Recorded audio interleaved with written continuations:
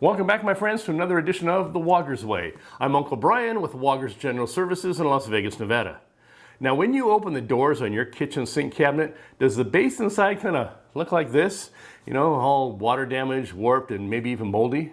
Well, today, I'm going to show you not only how to fix this nasty water damaged base under your sink, but I'm going to show you how to do it better and make sure that it never happens again. And we're going to do that the Woggers way.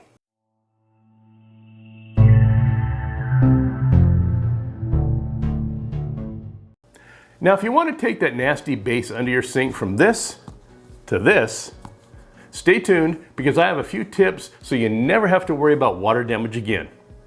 Now, the first step is to get rid of this water damaged plywood base. Now, if you have what looks like mold, just take some precautions and wear some gloves and a mask just to help protect yourself from any mold spores as you do this tear out. To remove the existing plywood, I normally just use a jigsaw. And then I make several cuts all over and remove all the pieces until the entire base is removed. Once you have all the pieces of the old base panel removed, just clean up the debris from the floor, plus any nails, staples, etc. from the sides, back, and front of the cabinet. Just clean up your area. It'll make it a lot easier when you start putting everything back together. Then I cut some 1x2s to fit on the sides and I glue them in place. Now this will give the new base panel something to rest on at the ends. And I did it on both sides. Also, make sure to use some strong construction adhesive. I like Fuse It by Liquid Nails or the Gorilla Heavy Duty Construction Adhesive. They both hold really well. When we put our base in here, we need something for it to sit on. So it's going to sit on top of this. It'll butt up against the back of the face frame. The sides, we got these runners we put on both sides. But the back, we got nothing for it to sit on. So this is what I'm going to do. So I don't have anything on the back, and I can't put anything on the back because this strap down here, which protects the plumbing, is bowed out. And I really don't have anything to attach to here. This is just a very thin piece of MDF for the cabinet. What I'm going to do, I'm just going to put a 2x6 back there, which is ripped down to the same height, and then I'll put one here in the center.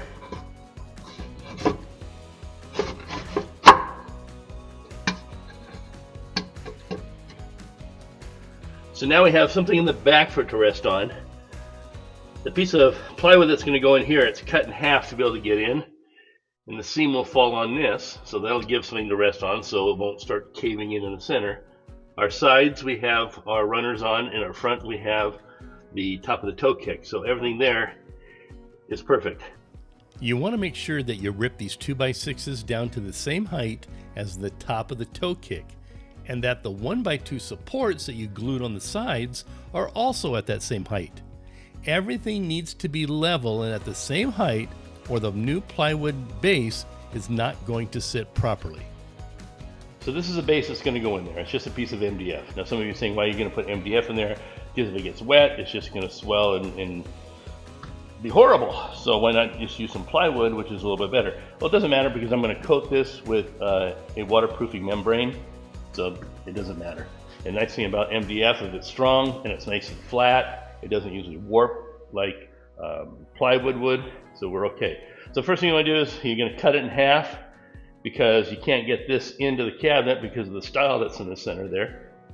So you cut it in half, put the both halves in there, and what I usually do is I usually mark them L and R for left and right, and put an arrow towards the back. Because once I'm moving everything around, I'm going to forget the orientation, and this way the cut, you want it to line up, because if your cut isn't perfectly straight, and you put the other end in there, you could end up with some gaps in there. So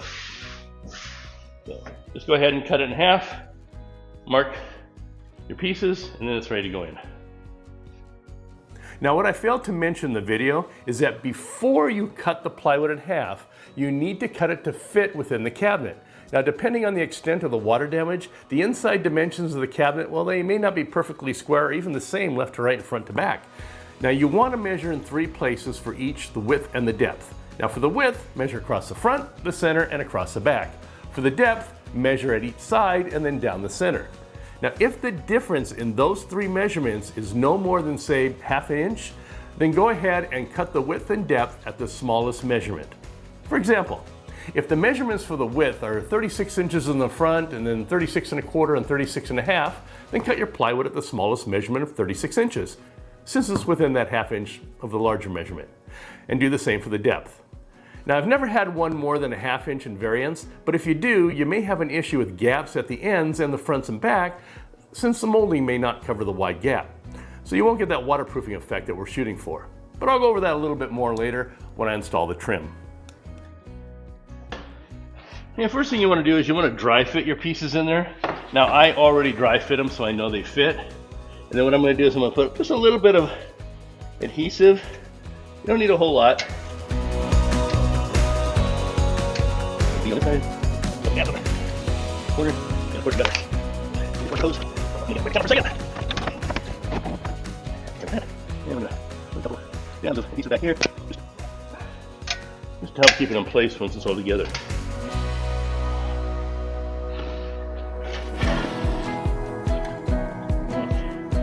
And just slide your first piece in.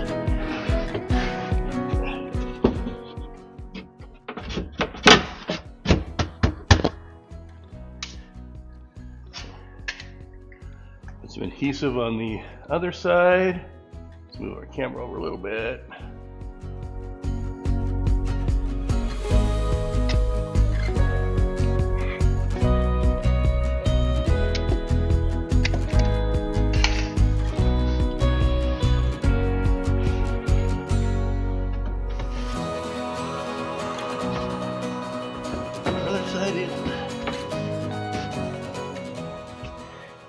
Now I always cut it about 1/8 of an inch on each side, so you're getting about maybe a 1/4 inch play, because we're going to trim it out anyway. So the next thing to do is along the edges, on the back and both sides, we're going to put some cord around just to seal up this gap, because the whole thing is to keep water from penetrating in there. So what we'll do is when we put the cord around on, we'll put a bead of sealer along underneath the cord around, all the way around. And then in the center here, we'll put a flat piece of like screen trimming or something and put it across that to cover this gap. Here you can see where I fill the gaps at the ends with silicone. Now any sealant will do, just make sure to fill the gap. Then install the cord around into the edge against the sealant. Now if there are any large gaps at the bottom where the cord around meets the cabinet, I'll run a bead of latex caulking to fill in those voids. Also, you'll notice that the cord around along the back is already in place. Just make sure to miter cut the ends of your cord around so they fit together nicely in the corners to help with the waterproofing. For the cord around trim, I use the plastic or PVC type cord around, not the wood ones. Just another level of waterproofing. Plus, the PVC trim tends to be straighter and it doesn't warp like the pine cord around.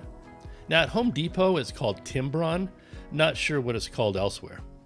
Now you just have to make sure that when you cut the PVC type trim, you do it a little bit faster on your chop saw than you would with the pine trim. Because it's plastic, if you go too slow on your chop saw, heat will build up from the blade and it'll melt the edges as you cut, as seen here.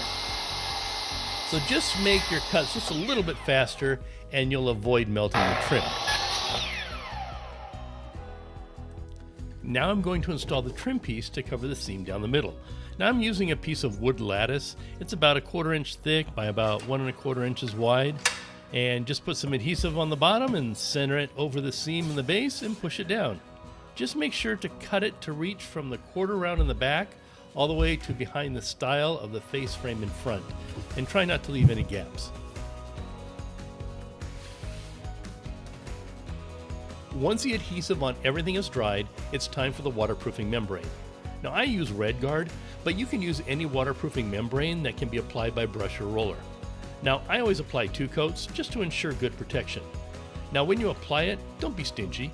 Put on a nice thick coat and make sure to get in all those nooks and crannies and seams and corners. You don't want to leave any gaps where water can get through. And Red Guard, well, it'll dry in about an hour. Then you can apply the second coat. And a brush works great to get along all the edges and into the corners, but for the rest of it, a 6-inch paint roller works a heck of a lot better. I just didn't happen to have any rollers left on my truck, so I just brushed the whole thing. And use a cheap brush and just throw it away when you're done. And it can get a little messy, so make sure to tape off around the top of the quarter round so you don't get any on the cabinet walls. And RedGuard, well, it's pretty thick. It's like trying to paint with pudding. And this is the stuff that's coated on walls and floors when tiling a shower, so you know you're going to get a good waterproof seal if you just apply it thoroughly. Once that second coat of RedGuard has thoroughly dried, you can go ahead and apply a coat of primer. Now, no special primer is needed. I just use Kills 2, it's a water-based primer. And if you notice, I remember to bring some rollers this time. Now once your primer is dried, then paint it to your color of choice. Now I like to paint mine similar to the inside walls of the cabinet, but you can also never go wrong with white. Now I don't have any video of me actually painting this new base, but I'm sure you all know how to paint. Now normally I would use a satin finish paint, because semi-gloss tends to be soft and sticky, especially when you start putting heavy things on it, but eggshell and satin tend to wear a little bit better. And sometimes I'll use a clear polyurethane spray over it all once the paint is thoroughly dried, just for a little bit more wear protection. And here's the final outcome.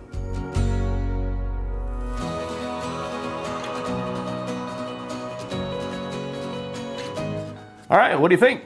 Drop your comments below on this process and how you think it came out. And if this is something that you feel that you can undertake. And if you like this video, as well as all the other content that I put out there, I'd appreciate it if you'll click on that thumbs up like button and also subscribe to my channel. Now in the first year and a half of starting this channel, over 5,000 of you have subscribed, which I truly appreciate with all my heart. And it's not even the end of the year yet. But I'm trying for something aggressive now. By the end of next year, 2025, I would like to reach 15,000 subscribers. I know, it's a tall order trying to grow 10,000 more subscribers in just a year, especially since it took 1.5 years just to get to 5,000. But I have faith in y'all, and I'll also push myself to put out more content more often to help in that endeavor. All right, enough of that shameless plugging. I'll go ahead and put a link below of any tools and materials I may have used in this video. And oh, wait a minute, one more plug. If you want to get your hands on some Woggers Way merchandise, I'll put a link to it below. And if you want to win some merchandise, I'll put a link to my website, which tells you how to do that. Because, well, apparently you can never have too many links. All right, I promise no more plugs. So drop some comments, click that like button, subscribe, and get some merch. And while you're doing all that, I'll throw another video or two up here that you may enjoy. I mean, how can you not? They have me in it. All right, this is your Uncle Brian saying thank you for watching, and I'll see you in the next video. Bye now.